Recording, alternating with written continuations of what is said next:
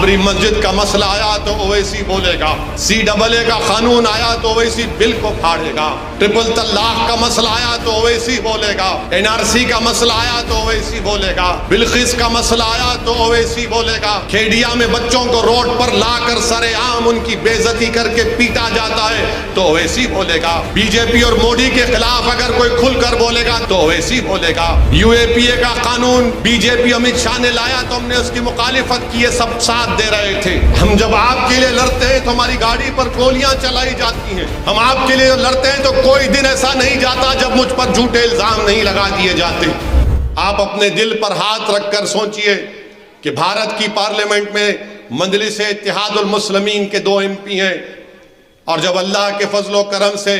नबी करीम सल्लल्लाहु अलैहि वसल्लम के सदक़े तुफ़ैल में मैं या इम्तियाज़ जलील जब भारत की सबसे बड़ी पंचायत में खड़े होकर 6-7 मिनट के लिए बोलते हैं, मैं आपसे सवाल कर रहा हूं, जब हम खड़े होकर 5-6 मिनट की तकरीर करते हैं तो क्या आपको महसूस नहीं होता कि हाँ, ये जो दीवाना जिसको लोग इल्ज़ाम लगाते हैं वोट काटने का, ये दीवाना जब खड़े होकर पार्लियामेंट में आपके बारे में बोलता है तो हर आदमी ये कहता है कि हाँ, ये जो अपनी ज़बान से अल्फाज निकाल रहा है ये हमारी तकालीफ को बयान कर रहा है, ये हमारी नाइंसाफ़ी को भारत की पार्लियामेंट में उठा रहा है, ये इंसाफ के लिए लड़ रहा है। अरे बताओ फिर कौन तुम्हारी ज़बान में बोलता है, कौन आपकी तकालीफ को उठाता है भारत की पार्लियामेंट में? बाबरी मस्जिद का मसला आया तो ओवैसी बोलेगा, CAA का कानून आया तो ओवैसी बिल को फाड़ेगा, ट्रिपल तलाक का मसला आया तो ओवैसी बोलेगा, NRC का मसला आया तो ओवैसी बोलेगा, बिल्किस का मसला आया तो ओवैसी बोलेगा, खेड़िया में बच्चों को रोड पर लाकर सरेआम उनकी बेइज्जती करके पीटा जाता है तो ओवैसी बोलेगा, बीजेपी और मोदी के खिलाफ अगर कोई खुलकर बोलेगा तो ओवैसी बोलेगा। मेरे अजीज दोस्तों और बुजुर्गों, सुनो मेरी इस बात को, जब सब खामोश बैठते हैं हम पुकार पुकार कर लड़ते हैं। UAPA का कानून बीजेपी अमित शाह ने लाया तो हमने उसकी मुखालिफत की, सब साथ दे रहे थे। तो मेरी जमालपुर की आवाम से, गुजरात की जनता से अपील है कि जो खामोश रहते हैं उनका साथ मत दीजिए, जो आपके लिए लड़ते हैं पुकारते हैं उनका साथ दीजिए, क्योंकि ये कांग्रेस पार्टी और वो छोटा रिचार्ज ये समझते हैं कि हम खामोश रहेंगे तब भी आप उनको वोट देंगे, क्योंकि वो जानते हैं कि भाजपा के डर से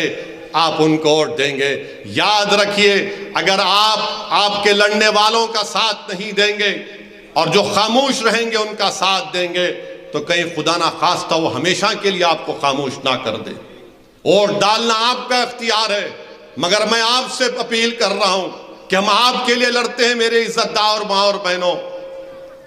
हम जब आपके लिए लड़ते हैं तो हमारी गाड़ी पर गोलियां चलाई जाती हैं। हम आपके लिए लड़ते हैं तो कोई दिन ऐसा नहीं जाता जब मुझ पर झूठे इल्जाम नहीं लगा दिए जाते, मगर मैं किसी की परवाह नहीं करता,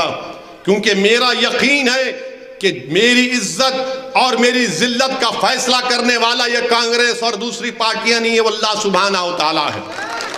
मगर मेरे अजीज दोस्तों और बुजुर्गों, याद रखो मेरी इस बात को,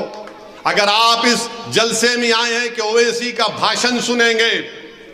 जज्बाती तकरीर ओवैसी करता है, तो याद रखो जज्बाती तकरीर से बिल्किस बानो को इंसाफ नहीं मिलेगा। जज्बाती तकरीर से 723 फैक्ट्रियां नहीं खुल जाएंगी। जज्बाती तकरीर से जमालपुर वार्ड में लाइट का इंतजाम नहीं होगा।